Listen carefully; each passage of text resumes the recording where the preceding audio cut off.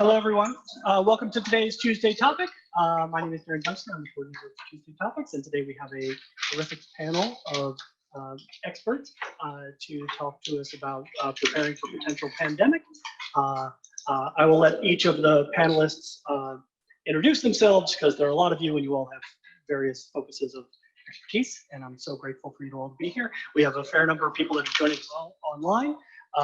For those who are joining us online, please mute your microphones. If you have questions, fire them into the chat, and we'll raise your questions as they come up.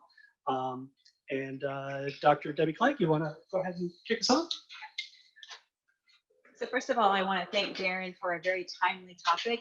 He came to me a couple of weeks ago and said, "Well, what do you think about having a Tuesday topic about the virus?" And I think we can all appreciate that this is a really timely topic. So our goal in setting up this symposium or this Tuesday topic is to really hear from you. We want to be here to help you answer your questions. We have phenomenal experts, but we really do want to hear what your questions are. This is a kind of a scary time, and so we want to be able to send you away with a really calming message and a message that then you can take on to others. So that's really our goal. And so this symposium was put together by Merritt, who has a phenomenal background in the military. So we all have to thank you for your military experience and expertise. And so we'll have each one of the investigators here at the table talk a little bit about themselves. And then at the end, I'll tell you actually why I'm even here. So here. Wonderful, thank you. I'm Dr. Merritt Brockman. I'm in the Health Administration Department.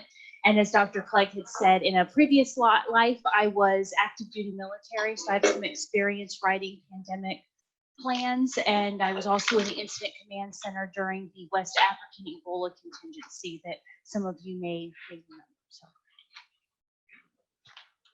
Hi, my name is Shara Epstein. I'm faculty in the College of Medicine. I'm one of the infectious disease physicians. And back when Hahnemann existed, I was the medical director for infection control there. My name is Tina Peritz. I'm with the Philadelphia Department of Public Health.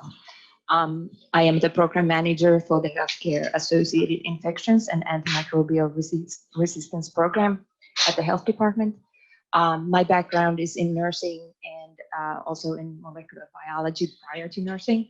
I focus on infection control issues at the Health Department. Good morning, I'm Dr. Susan Solecki. I have my doctorate in public health, and I'm a practicing family and pediatric nurse practitioner. I'm faculty in the graduate nursing program here at Drexel. Hi, my name is Alison Rusgo. I'm one of the faculty members in the Physician Assistant Department, and I also obtained my master's in public health from Emory, where I looked at some global health aspects in the community as well. And I'm Dr. Teresa Hillier. I also have a degree, doctorate in public health, and I'm a psychiatric mental health clinical nurse specialist, and have an expertise in some ways in crisis work. So I thought that would be kind of relevant to our topic. Fantastic, thank you so much. So Dr. Epstein, do you want to take over?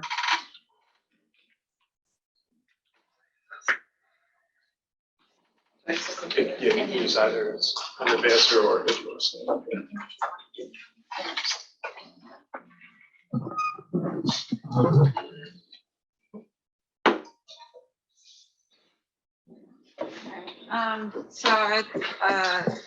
I'm going to give a very brief update on kind of where we are with COVID-19 since it was first discovered at the end of December. Talked about a little bit about the clinical aspects. We have plenty of time for questions and for Tina to talk about some of the public health aspects of it.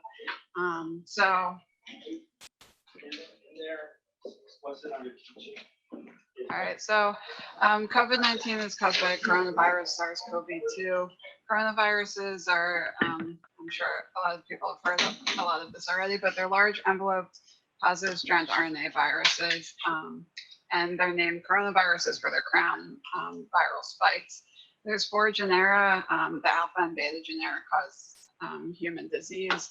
Alpha commonly causes, kind of uncomplicated URIs, and the beta genera has been seen in some severe diseases such as SARS and MERS and the current crisis.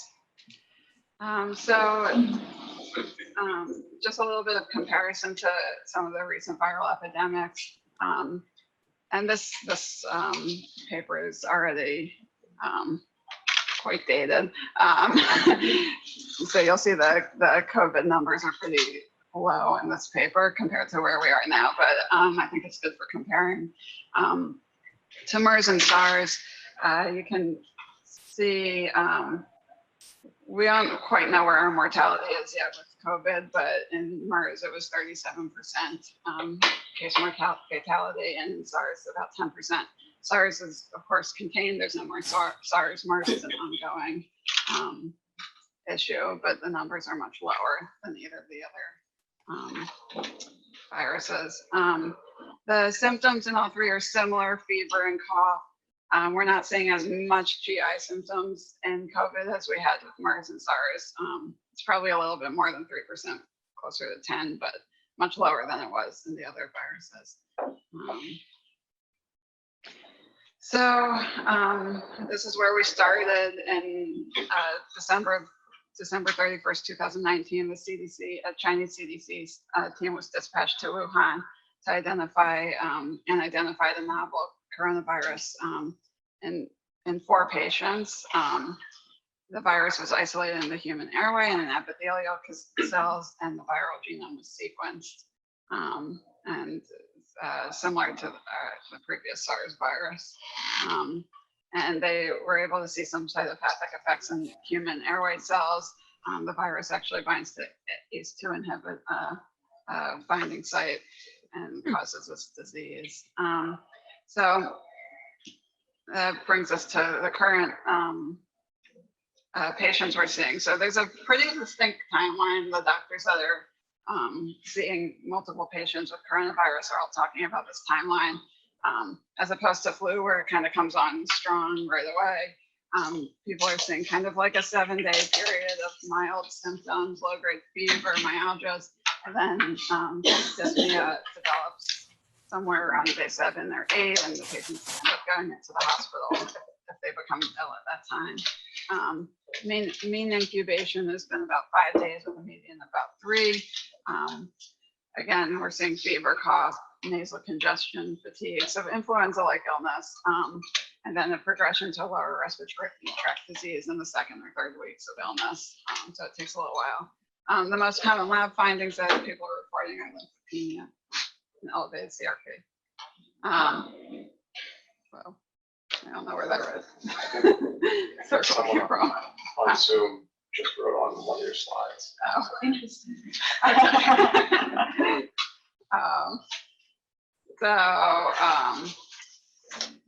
One of the early case series was a series of 138 patients hospitalized in Wuhan, so in the epicenter of this epidemic. The median age was 56, 54% were men. At that point, only 8% had Wuhan market exposure, and as you can see, 99% had fever, 60% had cough. So similar to the other papers that what other people were describing. The detection of this virus. So we're doing respiratory viral PCR. There's been obviously challenges at various levels getting the testing out, but we do have testing for the PCR. The highest viral loads seem to be early in symptom onset, just like the flu. There's probably some smaller amounts of shedding among asymptomatic patients. So there is some shedding. And then the radiologic findings, people are describing very kind of classic findings of kind of an early ground glass opacity coalescing into these multifocal opacities later on. And this includes in actually pre-symptomatic patients. So that group 1 there all had kind of ground glass opacities before they were symptomatic from the disease. So this paper just came out yesterday. new information every day, but this is a cohort, a retrospective cohort study of the clinical course and risk factors for mortality. So I know the slide has a lot of information, but I think some of the standouts. So we're talking about people that are not surviving or people with comorbidities, including hypertension, diabetes, CAD, chronic kidney disease. Older patients are more likely to die. And then if you look lower down, the SOFA scores and the CURB 65 scores, not surprisingly, if you had a worse, presentation, you had increased mortality. This again, where they're seeing a lot of lymphopenia, not as much, some transaminase elevation, not as much kidney disease early on. And then, I'll skip this one. Patients are dying of sepsis, respiratory failure, actually a lot of cardiac injury. So there's probably, it sounds like people are thinking some component of viral myocarditis, even after the lungs seem to be recovering. So various ways people are dying. So treatments that we're looking at now, I think people have heard about a lot of these. Remdesivir was an Ebola treatment, steroids, Kaletra, chloroquine, and interferons, and then vaccines, of course. A little bit on the treatments. So remdesivir up until the past several days, past week or so, had been used in compassionate care. It was a treatment developed for Ebola. And now there's 3 large trials going on. The adaptive COVID trial is a worldwide trial comparing remdesivir to placebo. And then there's 2 Chinese trials, one looking at mild to moderate disease and one looking at severe disease. All randomized controlled trials comparing remdesivir to placebo. Anecdotally, some people say there's benefit, but we'll have to see. Hopefully, I think these trials we'll hopefully we'll get some information in the next month or so. Steroids are somewhat controversial. Russell et al. Published communication relaying that steroids usually cause worsened outcomes in viral pneumonias, and Shang et al., which is a group of people that have been treating these patients, said there may be some benefit. It seems like most people are saying there's not much of a benefit, but in some cases they are using steroids. And then some other trials, lopinavir, ritonavir, which is Kaletra, an old HIV drug, had some efficacy in SARS, and there's multiple trials underway. Actually, a second protease inhibitor, darunavir, ritonavir, is also being trialed, and chloroquine, which is an anti-malarial. So various trials underway. No definitive information from any of those yet. And then actually I'm gonna, I think, let Tina talk a little bit about the transmission, probably, but there's some reports of asymptomatic transmission, but they're minimal, probably much less likely, but the major transmission route is from droplet and fomites. Airborne, again, less likely, except in kind of aerosolizing procedures. I think I'm gonna stop there. If anyone has any questions or Tina.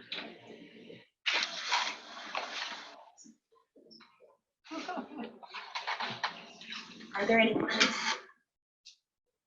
any questions, either from here or from online?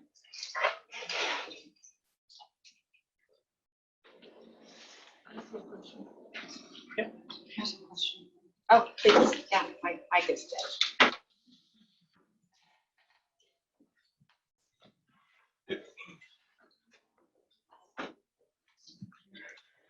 Hi, thank you for the first part of the presentation.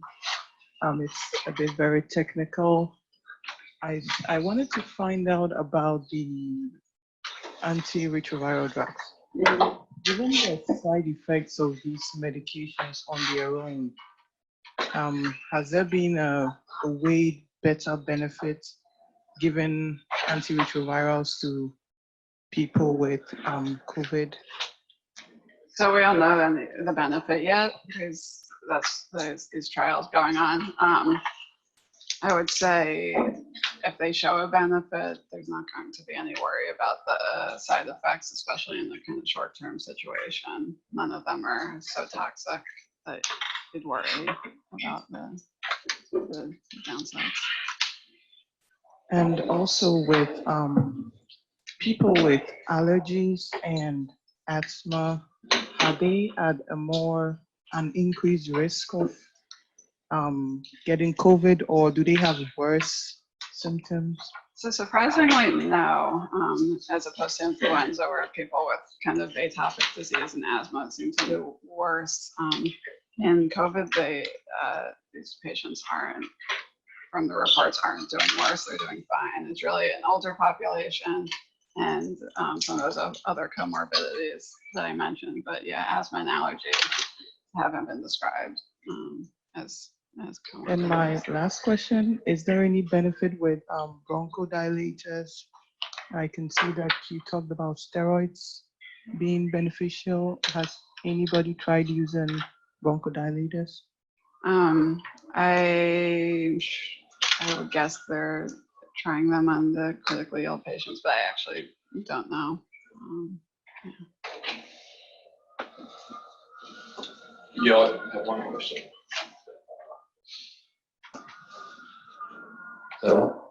So could you just clarify the mortality rate? I just saw it was 2% compared to SARS. How does that work? And I guess, I guess the follow-up to that is, with the demographics, do we have any idea of how that looks? Like, is 90% of those in that mortality rate, are they above a certain age group or below? So So I think there's been a lot of information in the media about what the mortality rate means. It's a moving target. Certainly, the mortality rate initially in Wuhan was much higher. That kind of dropped it to 2% by the time it was slowing down there. The WHO came out with this number, 3.4%. South Korea, who's done a lot of testing, much more than we have, has a mortality rate of about 0.6 or 0.7%. So it's definitely a moving target. And until we are testing people that are sick but not very sick, we're going to be seeing higher numbers. So I think the general idea is that it's probably going to drop, but still be higher than, say, seasonal flu, which is like 0.1 to 0.2%. Probably be closer to the South Korean numbers, where they're really testing pretty rigorously people with, milder symptoms. And then as far as how that mortality rate is playing out, it's in kind of the over 80 population, there's a mortality rate of about 15% right now. And then it kind of drops from there. There's been no mortalities of children less than 10, and very, very few between like 10 and 19. And then as you age, more and more. thank you.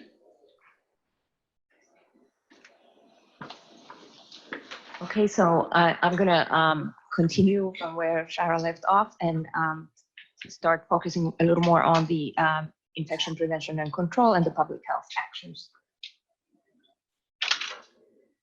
So as we heard, a cluster of pneumonia was detected in December 2019 in Wuhan City, and that was the start of the outbreak. Where we are as of today, some case count estimates globally, we are at over 111,000 confirmed cases. Over 80,000 of those have been in China, and outside of China, over 30,000 cases. Deaths globally are somewhere around 3,000. I think 800 is a number that I saw somewhere. And the countries most affected are, of course, China, but in addition to China, South Korea, Iran, and Italy have level 3 travel alerts from CDC, and Japan is level 2. US case count on the CDC's website as of this morning was 423 total cases. However, I did see in the news higher numbers reported at over 700 cases. So there may be some discrepancies in how the cases are counted. 19 deaths so far, 35 states affected, and in Pennsylvania, we have had about 10 cases that we knew of since this morning. None of them have actually been in Philadelphia residents, so they've been in other counties outside of Philadelphia in Pennsylvania. But some of them have Philadelphia connections and Philadelphia healthcare exposures. And just to show you, to continue the comparison between COVID-19 and the flu, we are concerned about the COVID-19 situation, of course, but just to put it in perspective, influenza this season has affected at least 29 million patients, leading to at least 13 million physician visits and 280,000 hospitalizations and at least 16,000 deaths. So if we want to think about that and how we think about the COVID-19, we have a disease that's amongst us every year that results in similar numbers of deaths. So just to put that in perspective. So how is the coronavirus spread? It is spread primarily through respiratory droplets among close contacts, and close contact in this case means within 6 feet of an infected person for a prolonged period of time.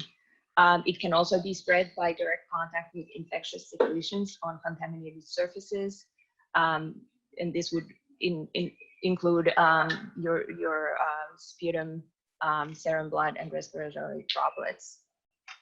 Illness can begin 2 to 14 days after exposure, with the average being about 5 days. As Cheryl was saying, the infectious period is unknown, both for symptomatic patients, how long they are actually shedding the virus and how long they can transmit it, as well as there's very little information about the asymptomatic transmission. However, it's not thought to be a main factor in driving this outbreak. It's been estimated that each infected person could spread the coronavirus to 1.5 to 3.5 people if effective containment measures are not in place.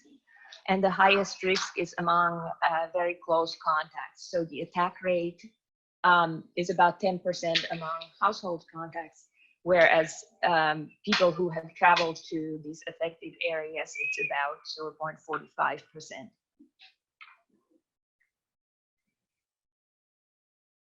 Or close contacts of people who have traveled is about 0.45%. So how are different agencies trying to prevent the spread of COVID-19? Well, travel screening has been an important part of it, and it still is, considering that the highest numbers of cases are still seen in these targeted countries that we just discussed. Testing will be important in being able to identify the cases. The testing has had a little bit of a slow start, but is up and running now. The commercial laboratories, LabCorp and Quest, both are offering a COVID-19 test that any provider can offer. So that should improve the testing capacity hugely. Public health is also up and running with testing with some limited capacity that will be increasing. People who have had high-risk exposures, quarantine is recommended for 14 days following the exposure.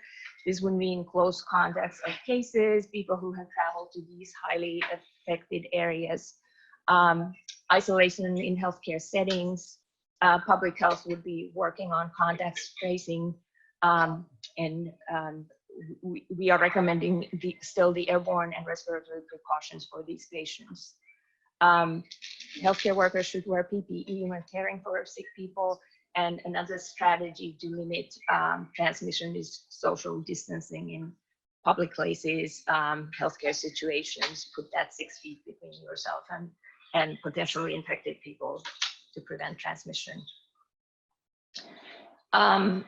So as I mentioned, high-risk person would be someone who's living with someone or providing care for someone who has a COVID-19 disease without the use of recommended precautions.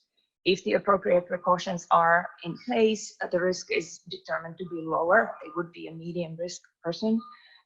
In this category also are people who have traveled to the affected areas, level 3 travel alerts.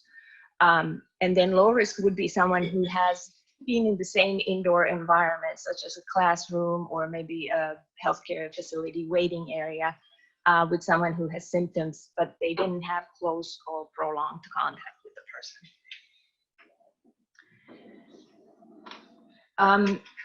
So the recommendations right now for monitoring of these people who might have been at risk of an exposure, for the close contacts, the recommendation is quarantine without any public activities, primarily stay at home and do daily symptom monitoring, take your temperature, note any respiratory symptoms, and have a low threshold of getting that testing now that it is available. For returning travelers from affected countries, this varies by the country. We are doing active passenger monitoring for travelers returning from China and Iran, from travelers returning, for travelers returning from Italy and South Korea. They receive guidance to self-monitor for symptoms and then report if they develop any symptoms. And then all returning travelers from affected countries are advised to limit their activities for 14 days to the extent that they are able. Other people who may have lower category exposure are instructed to self-monitor for symptoms with no restriction on activity. The guidance for PUI, so person under investigation who should be considered for COVID-19, has changed throughout this situation.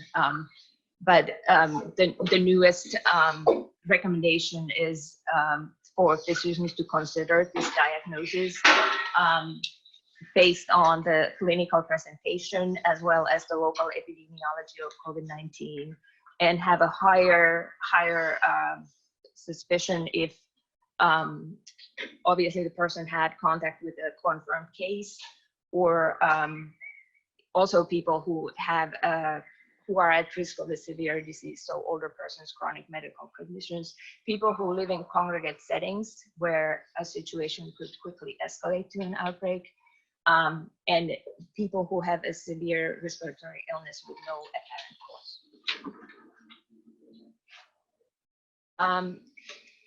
So for healthcare providers, some of the strategies that you can take to be able to identify this disease early if a patient walks into your clinic that has it. Post signs in highly visible locations at all entrances. Have a hand hygiene station or a respiratory hygiene station with alcohol hand gel, masks, and just signage to report any symptoms. Patients who have respiratory symptoms should wear a mask in a healthcare setting, and the healthcare provider should encourage them to put it on. And also travel posters are still valid. So we would want people to let healthcare providers know if they have traveled to these affected areas. Symptomatic patients who report any travel to an affected area within 14 days of that travel should be escorted promptly to a private patient room, door closed, and isolate them from the rest of the patients who are in the facility as well as the staff. We went through this already. And social distancing also in waiting areas and in triage areas is another strategy you can explore, whether it's possible to set a little bit more space between a patient and the person who's first evaluating them at that first encounter, as well as waiting areas if there's room. PPE, so personal protective equipment recommendation from the CDC is to use contact droplet and airborne precautions when providing care for these patients. Airborne precautions in outpatient settings oftentimes mean an N95 mask or a higher level of protection. Airborne rooms are oftentimes not available in these settings. We realize that, but I think the N95 is probably adequate to protect people. WHO has a little bit more of a lenient take on this. Their recommendation is to use contact and droplet precautions. And N95 masks only for aerosol generating procedures. The health department wants to hear of all suspected or confirmed cases.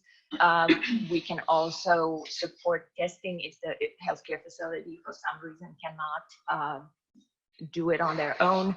The types of specimens that should be collected is a nasopharyngeal and oropharyngeal swab. Also, sputum collection is recommended. So if the patient has a productive cough and they're able to cough up sputum, that can also be submitted for COVID-19 testing.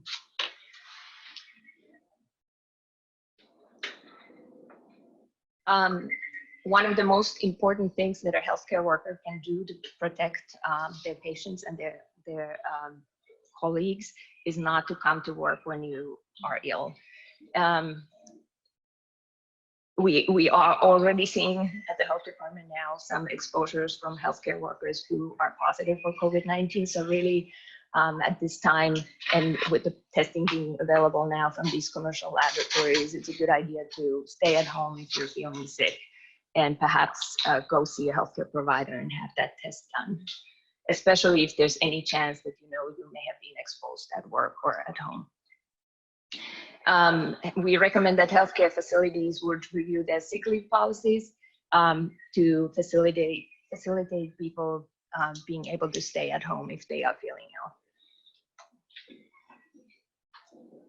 So if a healthcare worker is exposed and confirmed or suspected to have the COVID-19 or is exposed to a confirmed or suspected COVID-19 case, what happens then is we would evaluate the risk level of that exposure, and based on that recommended different types of actions.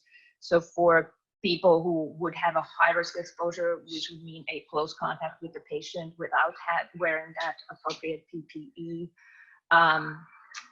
daily symptom monitoring, self-monitoring, and then 14-day work exclusion.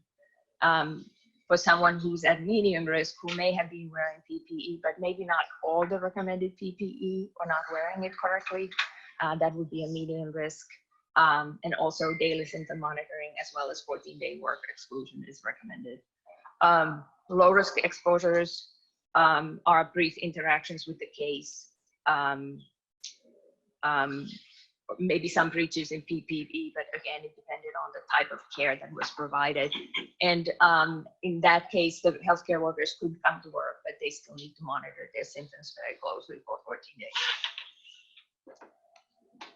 Some things that healthcare providers can do to prepare their practices for an increased patient volume: just do an inventory of your personal protective equipment, your supplies.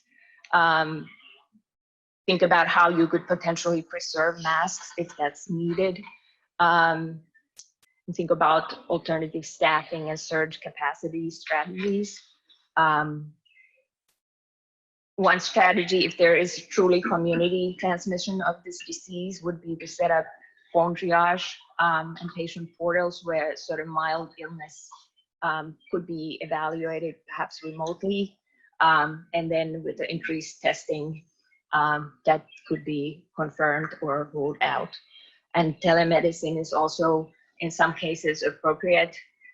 This could also be utilized with patients who have COVID-19 who are in healthcare settings to maybe facilitate not so much telemedicine, but these remote connectivity options through iPads or camera-mediated devices to allow families, for example, to be in touch with with patients without having to go into those rooms. So there's guidance out from CDC on how to preserve PPE supplies if that is needed. Some of those strategies include limiting the number of people who go into the patient rooms, bundling care, assigning designated teams to provide care for patients, and like we mentioned, phone triage, and also extended use of N95 respirators could be explored. Some of the messages that you could share with your patients on how to avoid getting sick. Firstly, you want to stay at home when you're sick so that you don't expose other individuals. Frequent hand washing and keeping your hands away from your face is very important. We do touch our faces and our mucous membranes more than we know. And even if your hands get contaminated, that infection does not take hold unless you actually expose it. Put it on your mucous membranes. So those two messages are probably the best infection control advice that you can give your patients and the general public. Cough and sneeze etiquette, avoiding contact with people who are sick, avoiding large crowds, avoiding travel to affected areas, which are changing daily, as we know. Frequent cleaning of high-touch surfaces. If you have a COVID-19 positive family member that you're caring for, PPE would be good to wear. And finally, it is not recommended to wear a face mask if you are not sick. That is not an effective strategy for protecting asymptomatic people from becoming ill. So the final slide I have here has some links to COVID resources from CDC, guidance to healthcare professionals, and then the local resources from the Philadelphia Department of Public Health and Pennsylvania Department of Health. Thank you. Are there any questions? Sorry, forgot my job. Actually, before we do that, Dana, you had a question that you asked online. Do you want to turn your mic on and ask the question? No, it's fine. It was actually addressed. I just wanted kind of a breakdown by age, just to clarify, and I appreciate that they brought in the data from South Korea where they do seem to be testing more people, you know, so that changes the data significantly, but thank you. So earlier you mentioned that you tend to see symptoms on an average of 5 days after transmission. Is that true for testing too? Is there a lag time between when you may have been exposed and the disease was transmitted and you'll see it on the test? You understand my question? Yeah, I think so. I think we won't be testing a lot of asymptomatic people, so I don't think we'll know, except in kind of scenarios where they've had in China where they've tested household contacts. I don't think we'll necessarily know, like exactly when your PCR will turn positive. But you'll have the highest viral load usually right around when you develop severe symptoms. Right. My question about when you presented the map, I just wonder, in Africa and Yemen, are they underreporting it, or there are no cases, or what is it really happening? I think from the areas that we don't have numbers from, we don't really know whether that's because of underreporting or that's truly means that there aren't cases. Would that be a problem? Would that be like a place that this thing will be endemic later on? Because I know it's not spreading as fast as the flu, but if it is later on, with this mortality rate, it's going to be huge impact later on, right? Well, I think thinking of the countries where maybe the testing capacity is not there, maybe also the healthcare infrastructure might not be there. So if those countries do become severely affected by this disease, it could impact the mortality rates, of course. I don't know if you want to add anything about, I think it's just we really don't know. There's also the discussion about Iran. I think there's a sort of a general consensus that probably the numbers that we have seen coming out of that country are underestimates. So it's just hard to know when testing isn't in place. Other questions? If not, would you pass the microphone down to the panel members to see if they have something to add? Just as a healthcare provider in primary care and taking care of patients on a daily basis, just to reiterate what on the slides about not coming to work sick. I think as healthcare providers, we just want to be out there. We want to help. But if you are to the point where you have to show up to work and you're wearing a mask because you're you're sick, that's not helping the situation. It's just causing more anxiety. So really, having that conversation about not coming to work sick with your boss or your manager, and understanding the ramifications that you start out with one healthcare provider that's sick, and then now the whole office is sick. I'm in a pediatric office outpatient, so I deal a lot with kids and families, and there is a lot of anxiety. You're hearing about school closings right now.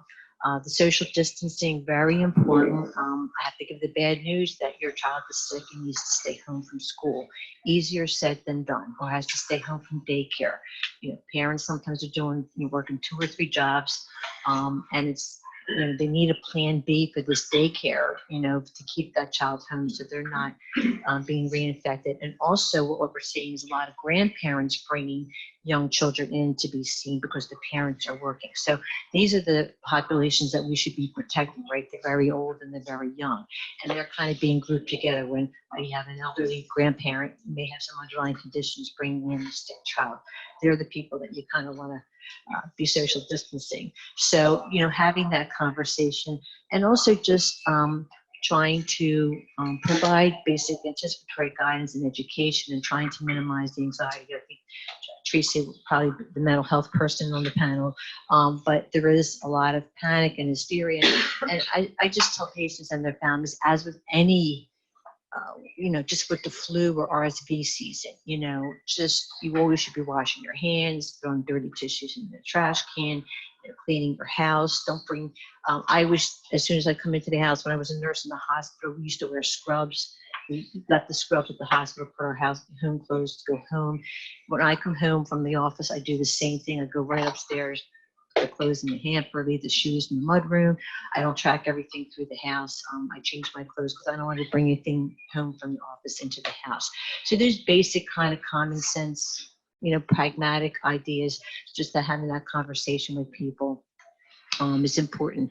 As far as children are concerned, also monitoring their media, what they're watching on TV, because there's concern, and they're hearing things, especially with teachers and being the possibility of staying home for school. And so just giving them simple explanations and simple reassurance that there's doctors and researchers, and that people are out there looking out for their best interest to keep them safe, and just answering their questions as simply and directly as possible. Sure. Oh, I think there's a question. I do have a question. I don't need the mic. Actually, I've got a question from online. So Leah, you want to raise your comment? Sure. Yeah, can you hear me okay? Yes. Okay. So this is all great information on the medical side, and I understand that there's a lot of anxiety about the spread and school closings. I teach students here at Drexel, and I'm also an academic advisor, and I've been hearing a lot of concerns from students in the Asian and Asian American communities about how they're afraid to go to certain areas. They're afraid of violence or people saying negative things about them. Is this something that you've been experiencing as healthcare providers, and potentially how can we support our Asian and Asian American students and other community members who may be experiencing discrimination, harassment, or bias in their communities or on campus? I know we have the Office of Equality and Diversity here at Drexel, where anybody should be reporting any incidents like this, whether related to this or something else. But I wondered what your thoughts are on on that.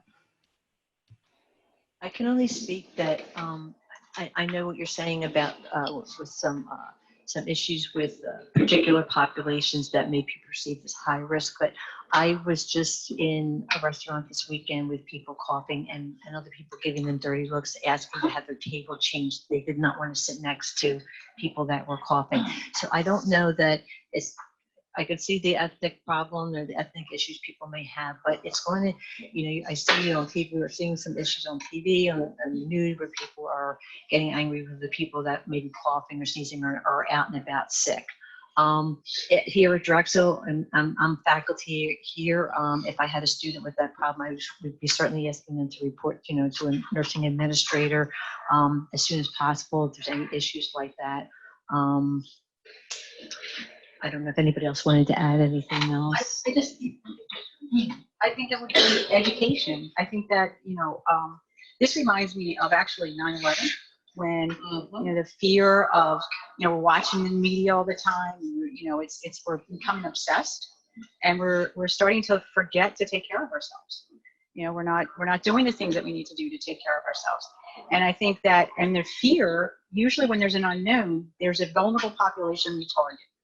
So who are we targeting? We're targeting, okay, it must be the Asian community, it's their fault or whatever. And it's really, it just happened to come from there at that particular time. But, I think doing these kinds of things more than anything else is what can help to provide education, because when we don't know, there's a fear and the unknown, we target people and we're not taking care of ourselves. And I think the media, the one thing, the CDC's done a fabulous job, and same with the site for public health.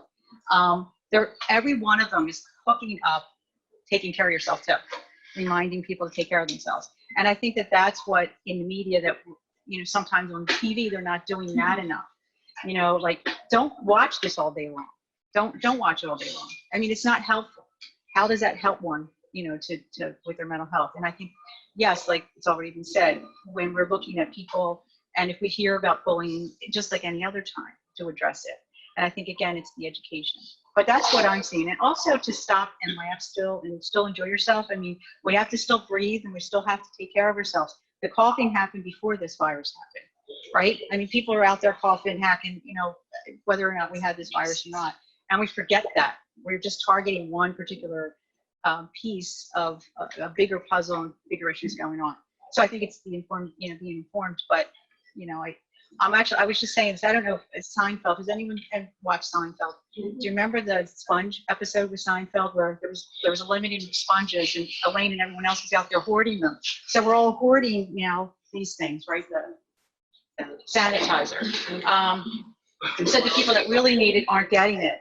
But I've had people call me, say, I've cleared out tons of closets in my house, and I bought $3,000 worth of non-perishables. And I'm thinking, well, that's great. Now I won't have any more toilet paper. So, I mean, I think that we have to be careful.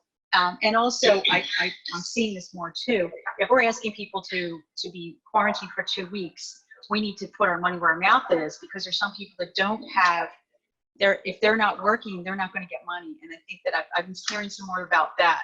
Those are the things that I'd rather hear advocating for than, and trying to support individuals. And the more we educate, maybe there's always going to be bullies out there, but hopefully less bullies, and once people are more informed. And for us to keep speaking out about it, to not allow people to be bullied. I think it's a herd immunity, or it takes the herd, and I think that's what we need to do, is not allow that to happen.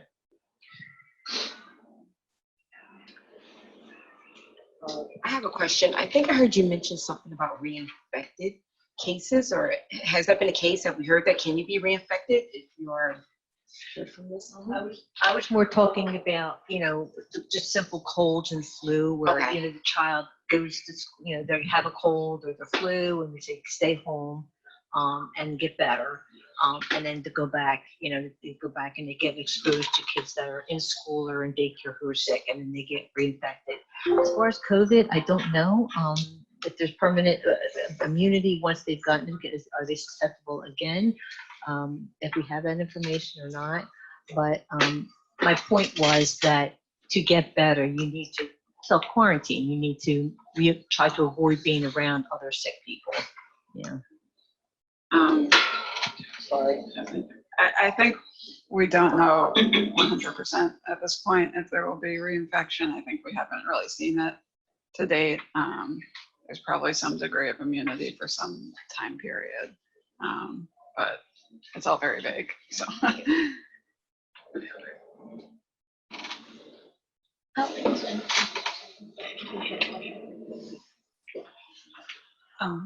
I wanted to know, is there a time frame that the virus stays outside the body?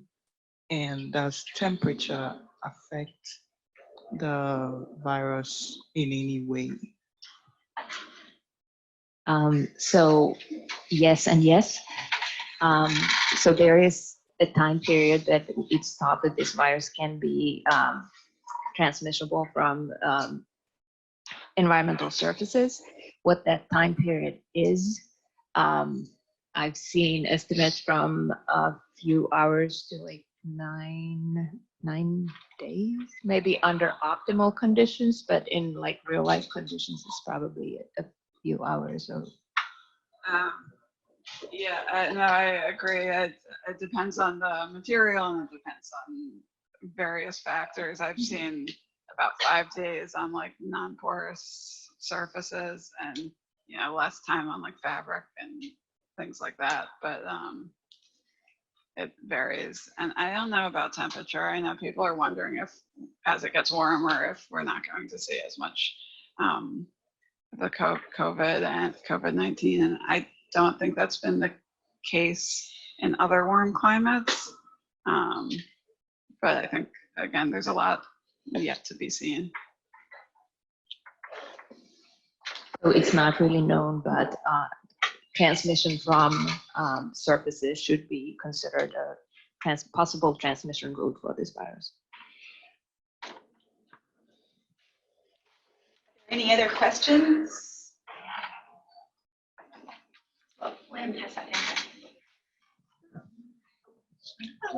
Yeah, just speaking from CNHP and faculty-wise from our students in the break, like for example, in the PA program, we have students across the country on clinical rotations in various states. To my knowledge, at least, we have not had any students, you know, be sent home or sent back from their clinical sites. Things are still kind of business as usual for our students, at least that I'm aware of. We do have some sites, I've spoken with some preceptors where they would recommend if there was a positive, you know, exposure, that the students would not, you know, see that patient just because in terms of, you know, taking equipment away, using N95 and things like that, they would recommend, again, following those recommendations that students and other learners are not seeing those patients directly, but if obviously there was a concern, students would follow both the institution where they're rotating at, as well as CNHP procedures in terms of reporting that to clinical coordinators, faculty members, and anyone else that is, you know, from the university perspective. But at least our students are still conducting business as usual on all of their clinical rotations throughout the country that we have them at least from the PA department.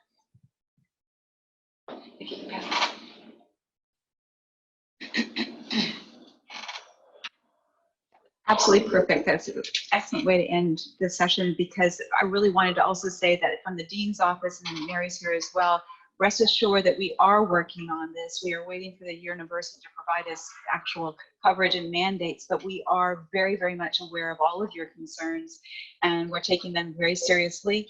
And we are right now operating under business as usual. It is imperative, though, that if you know of anyone or yourselves who are traveling, that you make sure that that information gets through the chains of command, right, Mary? We want to make sure that we know where you're going, so that we can be sure that we're on top of all of this. So please make sure that you let your supervisors, make sure that your students are also letting you know where they might go off to spring break, so that we can be on top of where the travel has occurred, and then we can make sure that we make the proper recommendations. But know that the Dean is very, very, very concerned about this, that she is working very on all of our behalfs, and that we're making certain that we have the best policies in place. But we are also waiting for the university to also provide us additional information on how to go forward. But right now, the message is business as usual. Take care of yourselves and wash your hands. And I think that that is really the best recommendation that we can provide you, and stay calm. I think that that's the other piece that we're really trying to provide you as well. This was some outstanding information that we were able to listen to today. these slides and this entire presentation will be able to be online. Darren will have that information for you. If not, then we can go ahead and share this information with all those people that weren't able to participate with us today. But again, please, if you have any additional questions, we're more than happy to address those now. But just keep us posted of other questions, even offline. You can email myself, Darren, any of us, and we'll route your question to the right people to be able to be answered appropriately and timely. Thank you. Thanks for coming.